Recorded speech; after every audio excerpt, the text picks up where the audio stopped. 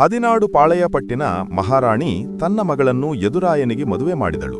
ಏಕೆಂದರೆ ಯದುರಾಯನು ಮಾರನಾಯಕನನ್ನು ಕೊಂದು ಮಹಾರಾಣಿಗೆ ಸಹಾಯ ಮಾಡಿದನು. ಎರಡನೇ ಮಹಾಯುದ್ಧ ಕೊನೆಗೊಂಡ ವರ್ಷ 1945. ವಿಶ್ವಸಂಸ್ಥೆಯ ಮುಖ್ಯ ಕಚೇರಿ ಇರುವ ಸ್ಥಳ ನ್ಯೂಯಾರ್ಕ್. ನರ್ಮದಾ ಬಚಾವೋ ಆಂದೋಲನದ ನಾಯಕ ಮೇಧಾ ಪಾಟ್ಕರ್. ಪಶ್ಚಿಮ ಬಂಗಾಳದಲ್ಲಿ ಉಂಟಾಗುವ ಮಳೆ ಕಾಲ್ ಬೈಸಾಖಿ. ನವಶೇವ ಬಂದರು ನಿರ್ಮಿಸಲು ಕಾರಣ ಮುಂಬೈ ಬಂದರಿನ ಒತ್ತಡ ಕಡಿಮೆ ಮಾಡಲು. ವಸತಿಹೀನರಿಗೆ ಮನೆ ನೀಡುವ ಯೋಜನೆ ಆಶ್ರಯ ಯೋಜನೆ. ಜಿಲ್ಲಾ ಕೈಗಾರಿಕಾ ಕೇಂದ್ರಗಳನ್ನು ಸ್ಥಾಪಿಸಿದ ವರ್ಷ 1978. ಮೈಸೂರು ಸಂಸ್ಥಾನದ ರಾಜ್ಯಗೀತೆ ಕಾಯೋ ಶ್ರೀ ಗೌರಿಯನ್ನು ರಚಿಸಿದವರು ಬಸಪ್ಪ ಶಾಸ್ತ್ರಿ. ಪ್ರಥಮ ಮಹಾಯುದ್ಧವನ್ನು ಕೊನೆಗೊಳಿಸಿದ ಒಪ್ಪಂದ ವರ್ಸೆಲ್ಸ್ ಒಪ್ಪಂದ.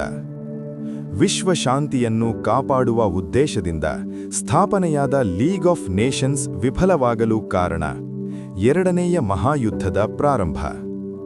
ಕರ್ನಾಟಕದ ಉತ್ತರ ಕನ್ನಡ ಜಿಲ್ಲೆಯ ಸಲ್ಯಾನಿ ಗ್ರಾಮದಲ್ಲಿ ನಡೆದ ಪರಿಸರ ಚಳುವಳಿ ಅಪ್ಪಿಕೋ ಚಳುವಳಿ.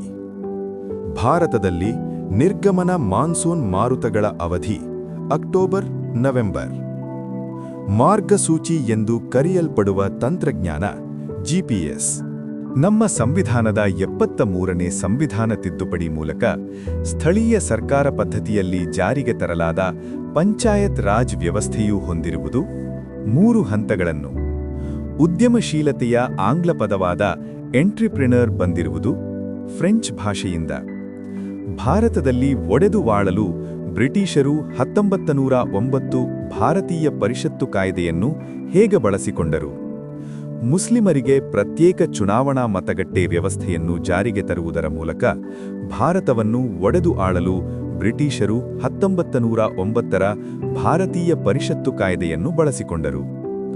ಹಿಟ್ಲರನು ಗೊಬೆಲ್ಸ್ ಹೆಸರಿನ ವಿಶೇಷ ಸಚಿವರನ್ನು ಏಕೆ ನೇಮಿಸಿದನು?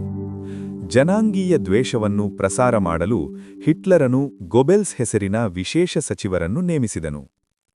ವಿಶ್ವಸಂಸ್ಥೆಯ ದತ್ತಿ ಸಮಿತಿಯು ತನ್ನ ಪ್ರಸ್ತುತತೆಯನ್ನು ಕಳೆದುಕೊಂಡಿದೆ. ಏಕೆ?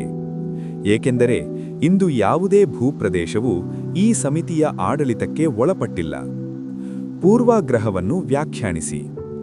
ಒಬ್ಬ ವ್ಯಕ್ತಿ ಅಥವಾ ಒಂದು ಸಮೂಹದವರ ಬಗ್ಗೆ ಹೊಂದಿರಬಹುದಾದ ಪೂರ್ವ ನಿರ್ಧಾರಿತ ಮನೋಭಾವನೆಯೇ ಪೂರ್ವಾಗ್ರಹ. ಎಂಆರ್ಪಿಎಲ್ ವಿರುದ್ಧದ ಚಳವಳಿಯನ್ನು ಏಕೆ ಹಮ್ಮಿಕೊಳ್ಳಲಾಯಿತು? ತೈಲ ಕಾರ್ಯಾಗಾರದಿಂದ ಹೊರಬರುವ ರಾಸಾಯನಿಕ ಅಂಶಗಳಿಂದ ಪರಿಸರ ನಾಶವಾಗುತ್ತದೆ ಎಂದು ಎಂಆರ್ಪಿಎಲ್ ವಿರುದ್ಧದ ಚಳವಳಿಯನ್ನು ಹಮ್ಮಿಕೊಳ್ಳಲಾಯಿತು. ಮುಂಬೈಯನ್ನು ಭಾರತದ ಮ್ಯಾಂಚೆಸ್ಟರ್ ಎಂದು ಕರೆಯುತ್ತಾರೆ. ಏಕೆ? ಏಕೆಂದರೆ ಅದು ಭಾರತದಲ್ಲಿಯೇ ಅತಿ ಹೆಚ್ಚು ಹತ್ತಿ ಗಿರಣಿಗಳನ್ನು ಹೊಂದಿದೆ. ಭಾರತೀಯ ರಿಸರ್ವ್ ಬ್ಯಾಂಕ್ ಅನ್ನು ಬ್ಯಾಂಕುಗಳ ಬ್ಯಾಂಕ್ ಎಂದು ಏಕೆ ಕರೆಯುತ್ತಾರೆ? ಭಾರತದಲ್ಲಿ ಬ್ಯಾಂಕುಗಳ ಎಲ್ಲಾ ಚಟುವಟಿಕೆಗಳನ್ನು ಭಾರತೀಯ ರಿಸರ್ವ್ ಬ್ಯಾಂಕ್ ನಿಯಂತ್ರಿಸುತ್ತದೆ. ಕೇಂದ್ರ ಸರ್ಕಾರದ ಮುಂಗಡ ಪತ್ರವನ್ನು ಲೋಕಸಭೆಯಲ್ಲಿ ಯಾರು ಮಂಡಿಸುತ್ತಾರೆ? ಕೇಂದ್ರ ಹಣಕಾಸು ಸಚಿವರು ಕೇಂದ್ರ ಸರ್ಕಾರದ ಮುಂಗಡ ಪತ್ರವನ್ನು ಲೋಕಸಭೆಯಲ್ಲಿ ಮಂಡಿಸುತ್ತಾರೆ.